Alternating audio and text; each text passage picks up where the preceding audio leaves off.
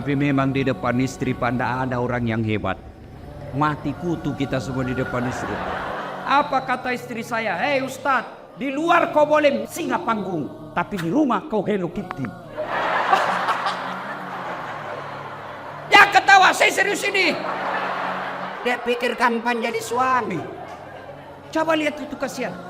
Kadang kala bawa Grab, motor, di jalan kempes bannya, dia tidak telepon kamu itu.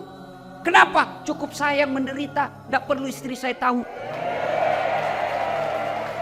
Itu di dunia, di akhirat lagi dicari tuh suaminya.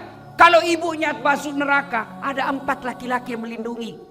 Sebelum diperiksa amalnya istri, sebelum diperiksa amalnya istri, ada 4 laki-laki yang tanggung ibu-ibu nih. 1 bapakmu, 2 saudara laki-lakimu, 3 suamimu, 4 anak laki-lakimu. Kami laki-laki tidak ada yang tanggung. Makanya jangan suka ngomel.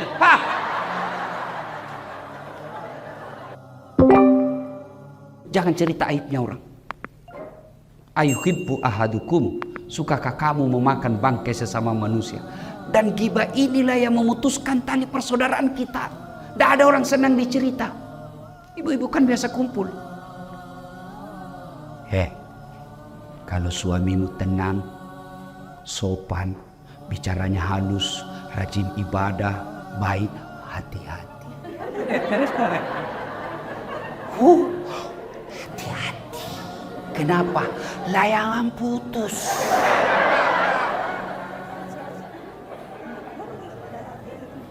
Berhenti.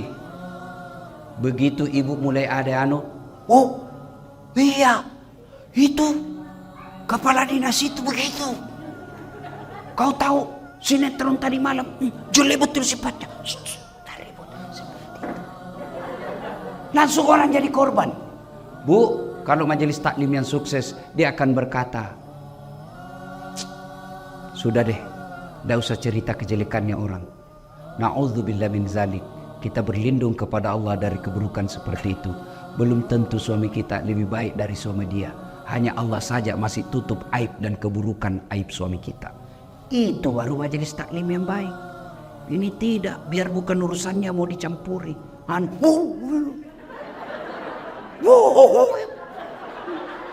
Ketawa kau karena kau bayangkan dirimu semua. Bu, yang suka ikut campur urusannya orang, itu nanti takdirnya hidupnya seperti tauge. Tahu tauge? Coba lihat tauge, suka ikut campur tuh. Gado-gado ada. Tahu isi ada. Pecel ada. Soto ada. Karena dia suka ikut campur, Allah takdirkan bengkok. Maka kalau ada di kantor ini, di majelis taklim kumpul gosip, teriaki, pagi-pagi toge nih Satu, yang bisa memutuskan tali persaudaraan kita, ghibah. Dan itulah yang Nabi katakan, sittatu asya'in tuhbitul amal. Ada 6 sifat yang menghancurkan amalmu. 1 diantaranya, al-istighalu bi'uyubil khalqi, toge. Berhenti cerita kejelekan orang. Yang kedua, penyebab putusnya persaudaraan apa? Sangka buruk. Lewat. Kayak tidak kenal aja. Mentang-mentang sudah jadi istri wagub. Dulu waktu mau dipilih, senyum kiri kanan. Bukan sombong. Beliau lagi buru-buru mau ke toilet.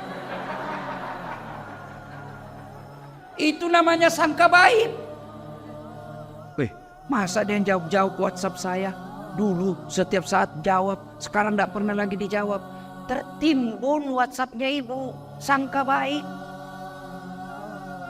Ibu-ibu, jangankan mengolah kantor begini, rumah tangga aja pasti kacau kalau suami istri sangka buruk. Kenapa ya? Itu tiba-tiba dilantik. Padahal dia baru 4 tahun jadi pegawai. Saya sudah 18 tahun tidak diangkat.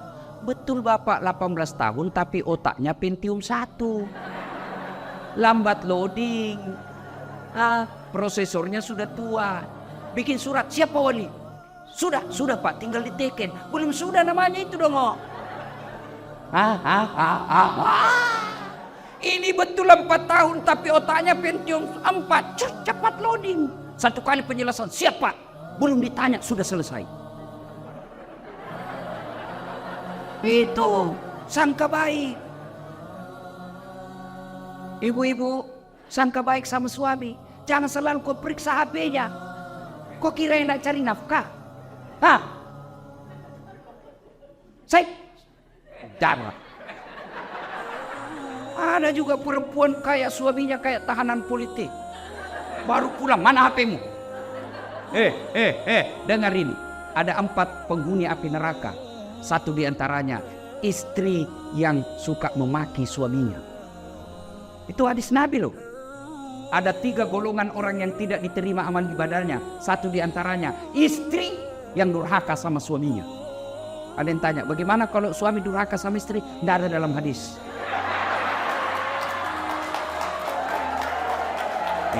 Coba lihat, coba kelakuannya nih ibu-ibu. Ustadznya aja ada komplain. Bu, woi. Kira kapan jadi suami bu? Coba lihat suami kita di kantor dimaki-maki sama wali kotanya. Siap. Di warung kopi dikejar tagihan. Sampai lagi di rumah dimaki-maki lagi sama istrinya. Goblok, kenapa kau tidak lawan? Apa mau dilawan dan dia wali kota? Jangan ketawa, saya serius ini. Dia pikir enak jadi suami. Bu. Oi. Bu. Itu suami bu. Ibu ditanggung dunia sampai akhirat. Ibu pikir suami tidak malu kalau ibu pulang lebaran tidak punya baju baru, tidak pakai cincin. Malu kami sebagai suami. Malu harga diri kami sebagai suami. Istri tahun lalu itu juga baju lebarannya. Pulang kampung masih ini, malu kita sebagai suami bu. Ibu pernah tidak malu kalau suamimu tidak pakai baju baru? Tidak pernah. Jangan ketawa, saya serius ini. Dia pikir gampang jadi suami. Coba lihat itu kasihan. Kadang kala bawa Grab, motor di jalan kempes bannya, dia tidak telepon kamu itu. Kenapa? Cukup saya yang menderita, tidak perlu istri saya tahu. Itu di dunia, di akhirat lagi dicari tuh suaminya. Kalau ibunya masuk neraka, ada 4 laki-laki yang melindungi. Sebelum diperiksa amalnya istri, sebelum diperiksa amalnya ini istri, ada 4 laki-laki yang tanggung ibu-ibu nih. 1 bapakmu, 2 saudara laki-lakimu, 3 suamimu, 4 anak laki-lakimu. Kami laki-laki tidak ada yang tanggung. Makanya jangan suka ngomel. Biar HP salah diperiksa. Bagaimana suamimu tidak bikin nama palsu?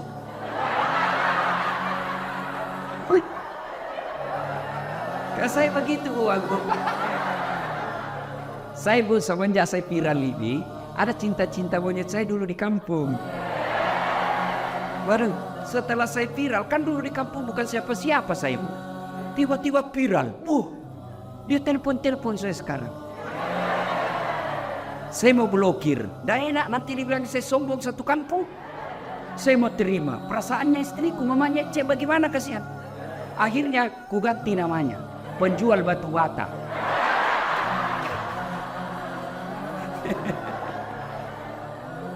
Suatu ketika saya lagi nonton sepak bola. Tiba-tiba bunyi telepon.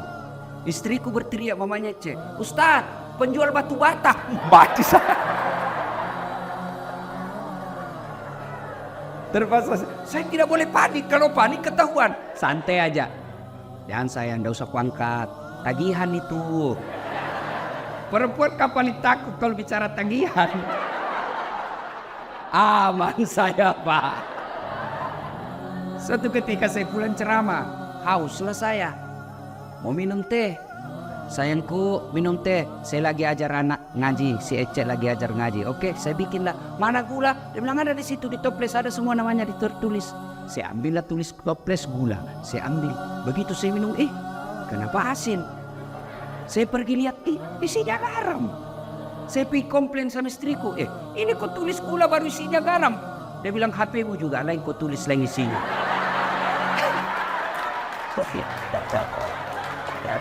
Salatullah salamullah ala toha rasulillah. Salatullah salamullah ala yasin. Alhamdulillah. Jadi jangan sangka buruk. Masa suami yang carikan nafkah, yang belikan baju, yang nyicilkan mobil, yang nyicilkan rumah, masa ibu curigai terus?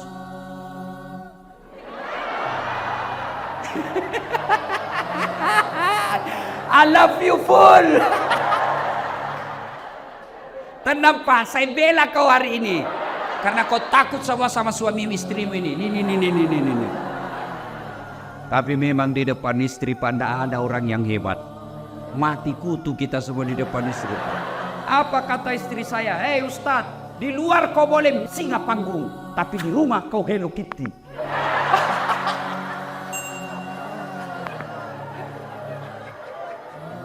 Bu, telepon suami. Kok tidak dijawab? Oh, suamiku lagi sholat duha. Tenang perasaan. Telepon lagi jam 12. Kok belum dijawab? Oh, berarti lagi sholat berjamaah. Tenang perasaan. Telepon jam 2. Belum dijawab. Oh, berarti suamiku lagi meeting sama wali kota. Telepon lagi. Tidak dijawab. Oh, mungkin HP-nya dilupa di mobil. Tiba-tiba masuk WhatsApp. Saya lihat suamimu bonceng cewek cantik betul. Oh, berarti suamiku lagi nge-grab. Tenang perasaan. Iya tuh Bu. Bu. Hei. Apa enaknya sangka buruk sama suami? Sebutkan. Apa? Capek. Apa enaknya sangka buruk? Stres. Kalau kau sangka buruk, apa yang kau dapat? Sengsara kan? Coba kalau sangka baik. Kenapa? Dosanya dia, ibu tidak tanggung. Dia selingkuh, tidak ada urusan. Saya tidak tahan Ustaz. Bukan dengan mempermalukannya di medsos. Tak kusangka kau begitu. Andai ku tahu begini, aku tidak menerima lamaranmu. Apalagi tidak nasoduk punya anak 2. Maka lebih baik apa? Kau tanggung dosamu. Kau berbuat di luar Pak, kamu yang tanggung. Beda kami laki-laki. Kalau istri keluar tidak izin, kami laki-laki tanggung dosanya. Kalau istri tidak pakai jilbab, kami suami yang menanggung dosanya. Kalau istri tidak sholat, kami suami yang tanggung dosanya. Itulah makna ayat ku anfusakum wa ahlikum nar. Makanya ibu tenang deh, jangan sangka buruk.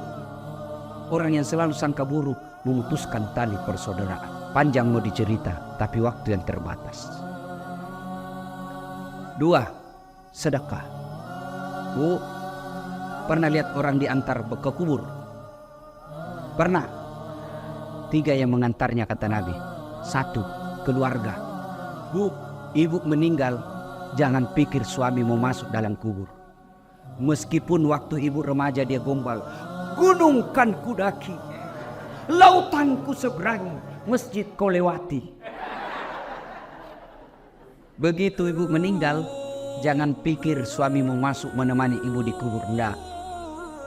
Ada kawan saya naik haji 2012, 2016. Begitu meninggal istrinya baru-baru bengkak matanya Pak.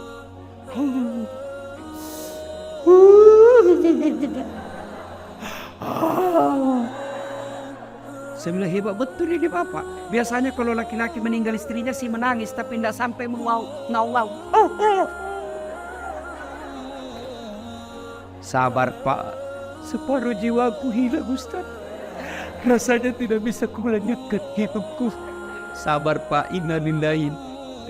Belum setengah tahun Bu. Saya pergi jogging, tahu kan lapangan Karebosi di Makassar. Saya lagi jogging, ketemu saya sama itu teman saya. Di sampingnya ada perempuan, putih, muda, panjang rambutnya. Saya tanya, Haji, siapa? Siapa Haji? Yang baru Ustaz.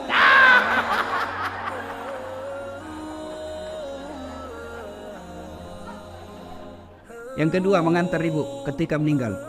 Apa ibu? Harta. Harta pun kembali. Seluruh mobil keluar, motor keluar. Begitu masuk ibu, jangan pikir ada harta masuk dalam kecuali kain kafan. Parfum.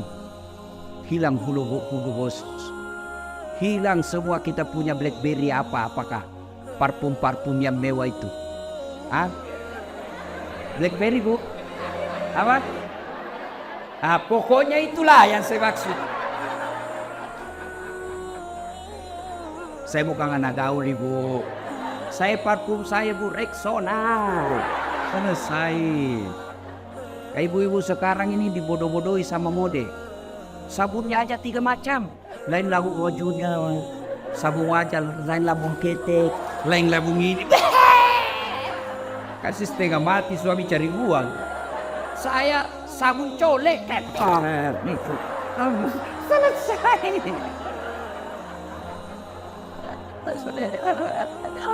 Ya, yang ketiga mengantar kita amal. Masuklah kita ke kubur. Begitu masuk kubur, bu, jangan pikir akan kembali lagi. Pegawai wali kota tidak disenang sama wali kota, tidak disenang sama gubernur. Masih ada pilihan? Ada. Tunggu sampai selesai jabatannya. Tidak disenang sama wali kota, tunggu sampai dimutasi, selesai urusan. Tidak mutasi Ustaz, masih ada pilihan. Apa? Pensiun dini, selesai. Lewat apa? Tidak ada urusan kamu, bukan kau lagi bosku. Selesai. Ibu, ada warga Betawi ke Jawa merantau, sampai di Jawa kada nyaman, tidak enak di sana. Ada pilihan? Ada. Pulang lagi ke Betawi. Ada orang Jawa merantau ke Papua, Papua tidak nyaman, balik lagi ke Jawa, mangan orang mangan, yang penting ngumpul. Senguara. Wes. Saiki monggo. Selesai. Tapi demi Allah, ibu masuk kubur, senang tidak senang, tinggal kau di situ. Tidak boleh kau keluar.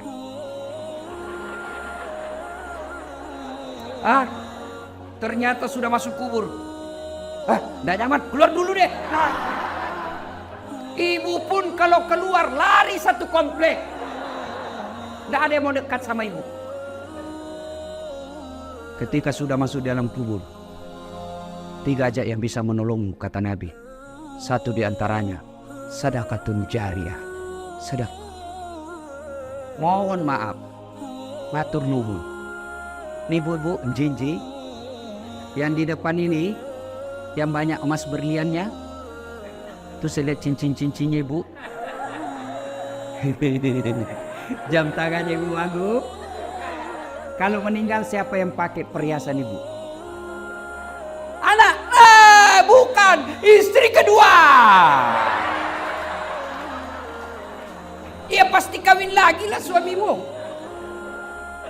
Didengarlah ceramah saya, ini istriku, mamanya cek di rumah. Ustadz, itu saya dengar ceramah, kalau meninggal kawin lagi. Jadi kalau saya meninggal Ustadz kawin lagi. Saya bilang, di sini kau sayangku. Ku peluk dia sambil ku jelaskan. Ku dengar baik-baik sayangku ya, engkau permata hatiku. Jangankan kau mati, kau masih hidup saja saya selalu berpikir kawin lagi. Apalagi kalau kau sudah mati. Daripada ibu-ibu itu emas berlian dinikmati orang istri kedua, mending ibu kirim ke kubur sekarang. Sedekah. Dan enaknya menjadi istri wali kota, istri sekda, istri wagub, meskipun palsu tetap orang bilang asli. Iya toh, kalau ibu wagub pakai, pasti orang bilang, asli dong. Padahal belinya di Tanah Abang. Iya, maka keliru orang kaya. Kalau saya kaya, mending saya pakai yang palsu. Orang pasti tahu asli. Tapi kita orang miskin, biar sudah asli, orang bilang, dari mana kau dapat?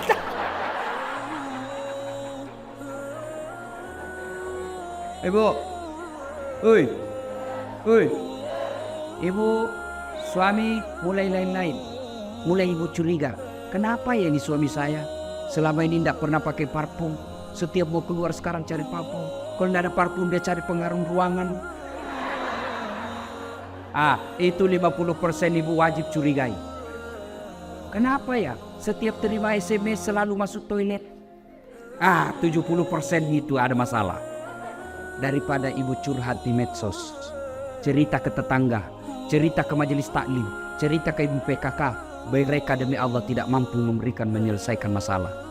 Lebih baik curhat kepada Allah. Doa namanya dalam sholat hajat. Ibu menangis di hadapan Allah. Tapi saya tidak tahu baca doanya, Ustaz. Doa bukan membaca. Doa bukan menghafal. Doa itu curhat. Bahasa Arab bukan. Bahasa Belanda boleh. Bahasa Betawi silahkan. Bahasa Inggris kalau kau tahu. Bahkan boleh pakai bahasa isyarat.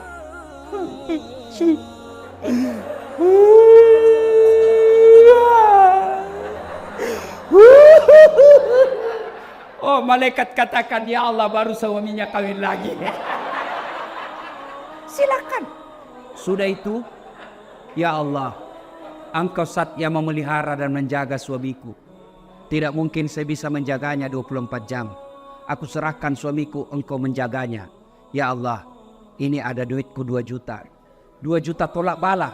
Mudah-mudahan 2 juta ini suamiku terhindar dari wanita jahat. Bismillah, bawa ke panti asuhan besok. As-sadaqatu, bersedekah supaya anak tidak kena narkoba, supaya suami tidak kena mutasi. Tidak usah cari muka sama ibu aku. Ya bu, ya terselip. Gimana caranya? Sholat hajat, minta pertolongan kepada Allah. Ya Allah, lindungi suami saya. Ini 1 juta, tolak bala supaya suamiku tidak terkena musibah mutasi. Ya Allah, ini 2 juta supaya istri suamiku terhindar dari wanita jahat. Coba ibu amalkan. Sholat hajat namanya. Saya tidak tahu niatnya, Ustaz. Masa ibu tidak tahu niat? Niat itu begitu ibu wudhu, saya mau sholat hajat. Itulah niat, tidak harus diucapkan.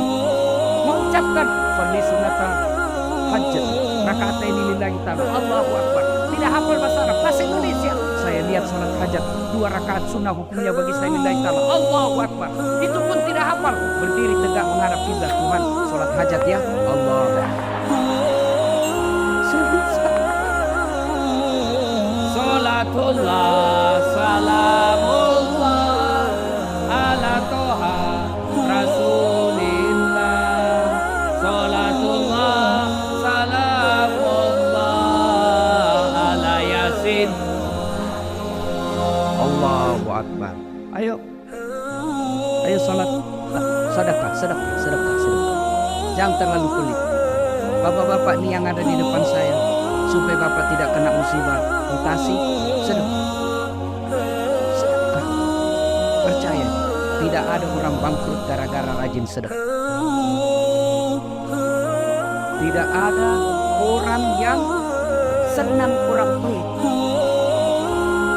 Ibu saya tanya, senang wali kota yang pelit atau dermawan? Senang ibu wagub yang pelit atau dermawan? Senang tetangga yang pelit atau dermawan? Senang yang mantu dermawan atau pelit? Tidak ada orang suka orang pelit. Bahkan orang pelit sekalipun tidak senang sama orang pelit. Jangan kau ke rumahnya, pelit dia, padahal dia juga pelit. Itu jeleknya itu sifat pelit. Tolong carikan saya di Jakarta Selatan ini yang bangkrut dan sengsara gara-gara rajin sedekah. Ada 10 golongan sahabat Nabi yang dijamin pasti masuk surga. Nabi keluar dari bibir beliau 10 sahabatku yang pasti dijamin masuk surga. Dari 10 itu 7 diantaranya adalah mereka pengusaha yang dermawan. Sedekah. Ustaz, kita mau sedekah tapi kan kita miskin. Sedekah tidak harus banyak. Sedekahnya seorang ibu cleaning service 5 bungkus nasi bungkus jauh lebih mulia daripada 100 bungkus kepala dinas. Kenapa? Kalau 5 bungkus dari cleaning service murni duitnya 100% dia sedekahkan. Tapi kepala dinas duitnya pendor. Ayo sedekah. Ibu bapak yang saya muliakan, pada akhirnya Tujuan puasa membentuk ukhuwah dan melahirkan insan-insan yang dermawan. Mudah-mudahan kita hadir di tempat ini. Kalau ada yang selalu terlanjur memutuskan silaturahmi gara-gara pilpres, baikkanlah. Karena Pak Prabowo dan Pak Jokowi sekarang sudah satu paket. Berhentilah bermusuhan cebong kampret. Tidak ada gunanya untuk kalian. Yang kedua, kalau ada rezeki Allah berikan, sedekahkanlah supaya Allah tambah 700 kali lipat. Demikian, mudah-mudahan ada manfaat. Lebih dan kurangnya mohon dimaafkan. Ibu Wagub tadi berpantun, saya pun mau berpantun. Burung cendrawasih di atas batu. Terima kasih dan thank you. Assalamualaikum warahmatullahi wabarakatuh.